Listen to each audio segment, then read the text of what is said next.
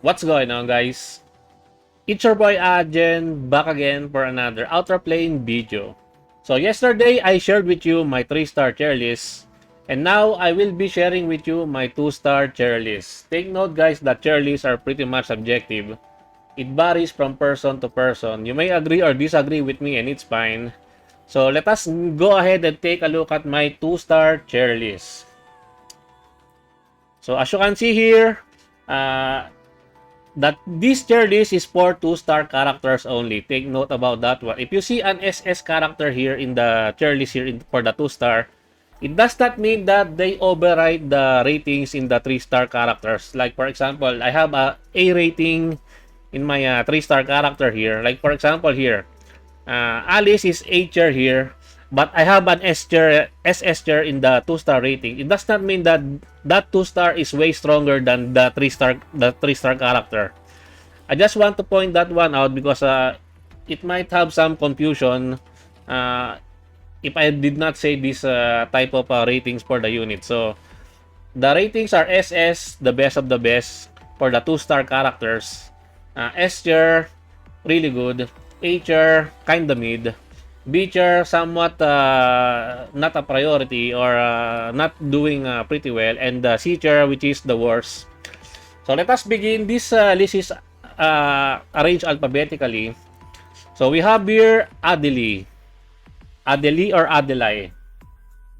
So PBE and PBP are both B tier. Why? She is cleaver. Her skill 2 and skill 3 has a cleave attack, meaning can attack all enemies, and has a selfish attack buff. But other than those type of things, she has no utility. That is why I gave her the B tier rankings. Next, we have Alpa. AoE stun is good in arena in PvP. And AoE reduced evasion is somewhat meh in my honest opinion. Because there are only very few characters that has really high evasion. So I don't think it's a really good debuff for her. And mind you guys, Alpha is very slow. Even though she has an AoE stun, even though if you put some really good speed gears on her, I don't think she will do the turn 1 unless you are a whale that has a really good speed gear set.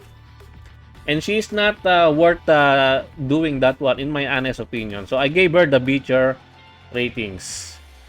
Moving on, the very first SS tier character in my 2-star tier list, I have here Cindy. Why did I give Cindy the double S tier category? Meaning, probably the best 2-star in the game in my honest opinion. Cindy has a team attack buff. And also can extend the buff duration by one turn. And also she is a very fast unit. That is why she will be a very great opener in your teams, especially in PvP. And also take note that even in the 3-star units, there are no attack buffer except for Siren, which is unlockable only during Siren's chain finish. Which there would be other better finisher to use. You should not be using Siren as a chain finisher unless you really want that attack buff from her. But aside from that one, I believe Cindy is the only attack buffer, team attack buffer, AoE attack buffer in the game right now. And this one is no joke in my honest opinion. That is why I gave her the SS tier rankings. That is why she is pretty good. And how do you know if the character is fast or not? So let me show you this one. If we go to the hero here, let's take a look at Cindy. Where's my Cindy? See?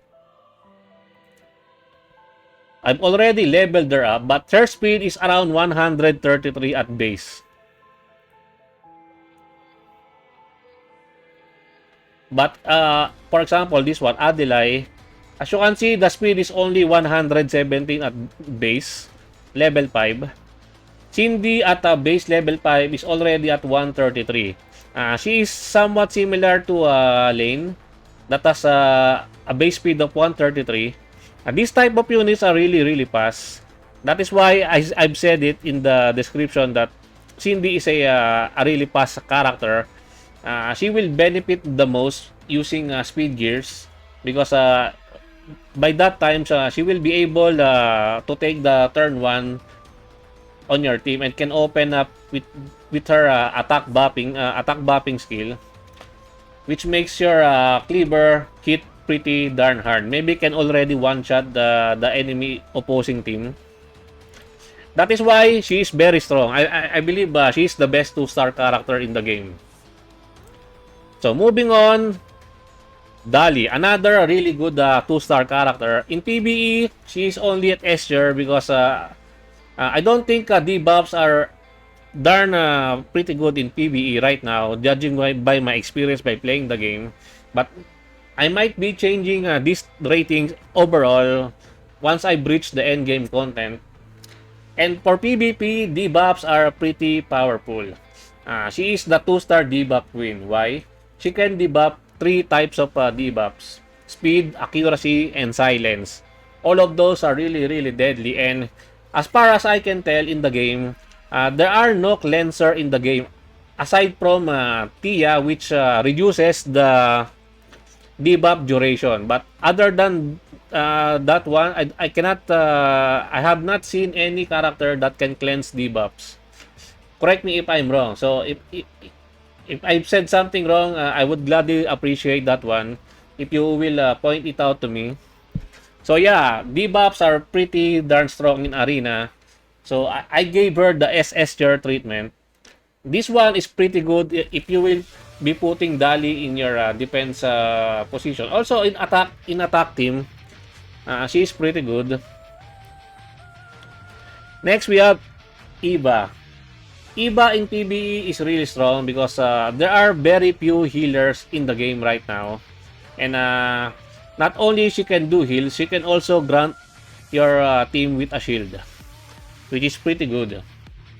So I gave her the S tier rankings in PvE, but in PvP, she's kind of mid in my honest opinion. Next we have Paynan. Same with Eva, a really good healer. But in PvP, I don't really find healer that much of a threat unless you are named Siren. Because Siren is the best healer in the game. Probably the best for bruiser team in PvP. Especially if you pair her up with Veronica, which is a really, really tanky character.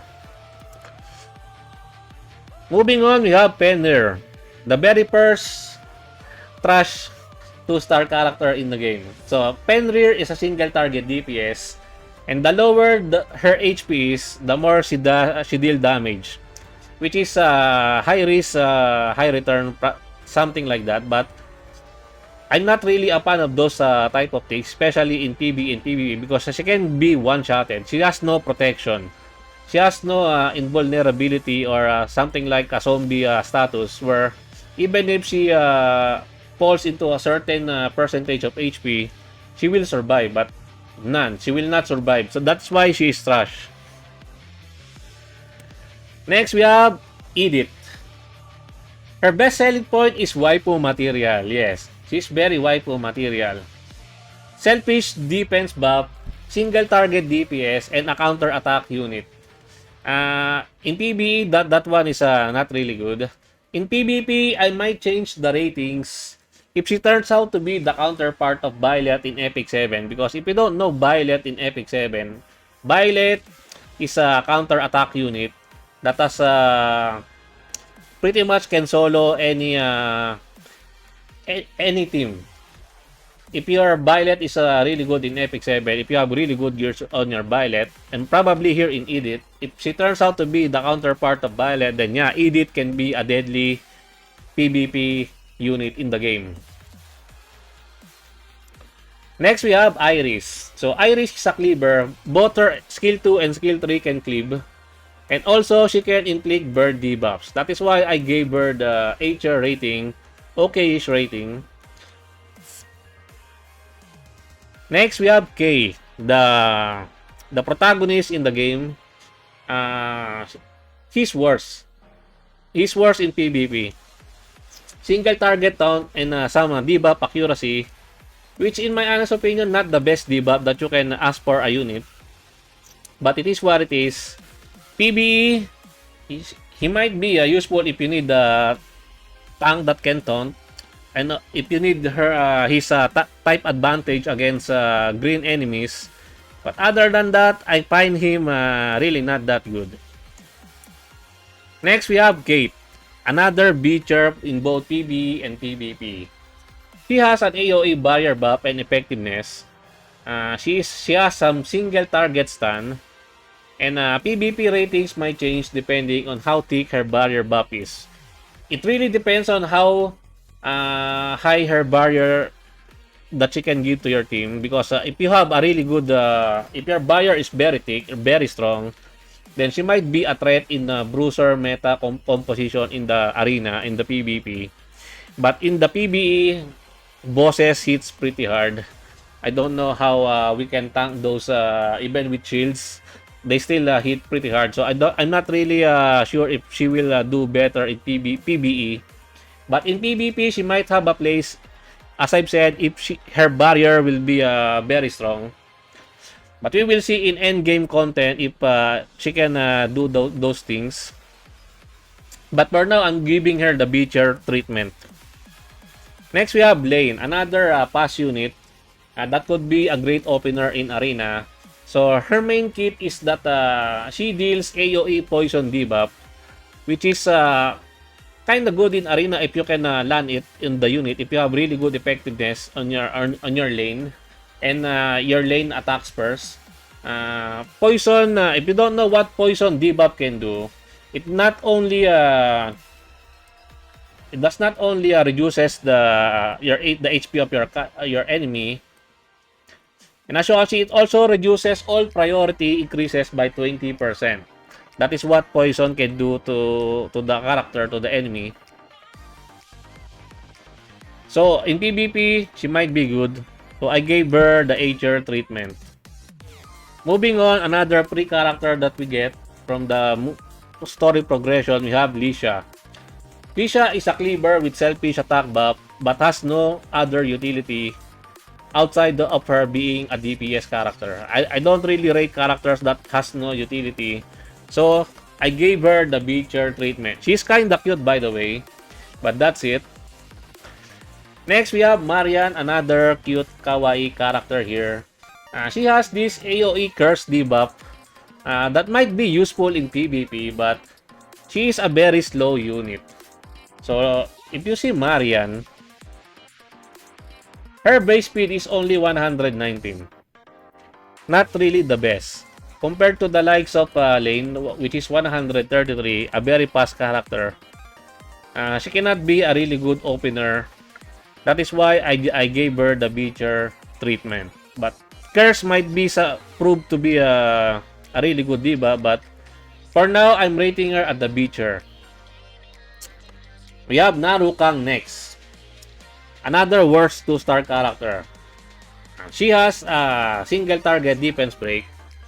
She is very easy to die due to lowering her HP by 99%. Even though she has this invulnerability buff which lasts for only one turn. So after that one turn, you can just one tap Narukang with any skill, skill 1, skill 2, skill 3. She will just die really fast. Probably the worst kit in my honest opinion. Next, we have Party. Beacher in both PvE and PvP. She is a single target burn debuffer. Would have been good if it is an AoE burn debuff, just like Carrot in Epic 7, but it's only a single target, so it's not really that highly rated, in my honest opinion. That's why I gave her the Beacher rankings. Next, we have Pesket, another worst 2-star character in the game. Single target DPS with no utility. Seacher. Next, we have Apilia. Single target, stun, and shock. This one might be good in control teams in PvP, but she's kind of weak in my honest opinion. I've already tested her, fighting with her in arena, and she does not deal that much pretty good damage, and also she is not that fast. What is Apilia's base speed? It's only at 119. Slow. She is a slow character, which is no for me. Next we have Snow. Also another fast character. If you fight Snow in the tower floor 15, she's very annoying, right? She's very fast there. But in PvP, in actual PvP, she's not that really good to face against. Unless you are facing a really fast Snow. But she might be a very good opener to push enemies' combat readiness in arena because she pushes the enemy's combat readiness to delay them. And she has a single target and AoE skill. So a mix between single target and an AoE DPS. Not really. I'm not really advising her to be used in PvE, but in PvP she might find her place. Because in PvE, there are a lot of way better characters to use, especially the 3-star ones. Moving on, Sofia, another worst 2-star in the game. Single target DPS with no utility. She's very cute, by the way. But that is her only best selling point. Next, we have Tanya, another B-tier character in the PvE and PvP. So, Tanya is a bruiser. AoE bruiser, but she's very slow. If you see Tanya's base speed, I don't think I have Tanya here in my account, this account. As you can see, her base speed is only 89. Very slow, right? She's very slow. That is why I gave her the B tier, but she is an AoE bruiser. That is why she's not in C rank, but only in B rank. Next, we have Tio, another healer. She has a built-in Wondrous Potion Vial that cleanses 1 debuff for the team. If you don't know what the Wondrous Potion Vial in Epic 7 is, it removes 1 debuff randomly in one of your team. But here, Tio can cleanse 1 debuff for the whole team, an AoE cleanse. But take note, guys, that this will not activate if your Tio is stunned. I've already tested this one out while fighting the floor 20 in tower. This one, her passive, as you can see here, the agile response activates when an ally is inflicted with a debuff.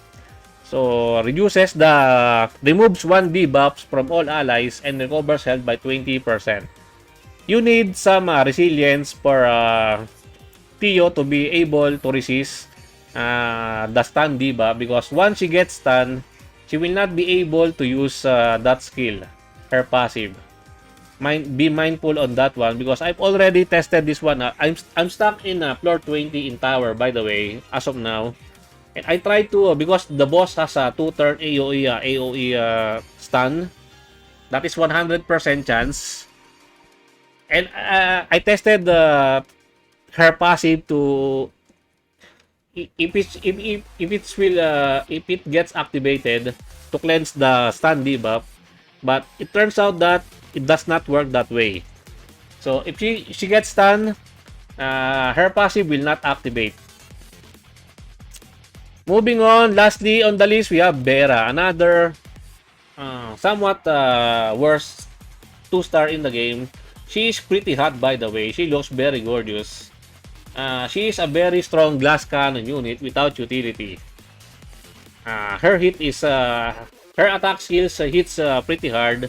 If you put her in chapter 7, I believe in chapter 7 you will fight her. You will use her in chapter 7 as a NPC character, but other than that, she is a very strong glass cannon without utility. There are way better characters to use, because there are a lot of really good strong DPS character that has some form of utility in them. That is why those characters are highly rated compared to the vanilla DPS character. And that is what my ratings are all about. And I think that's it for me for today, guys. I hope you enjoyed this video. Please leave a like and subscribe. I would really appreciate it if you can help me grow my channel more. And thank you to everyone who are supporting my channel. I appreciate every one of you. Until next time, peace!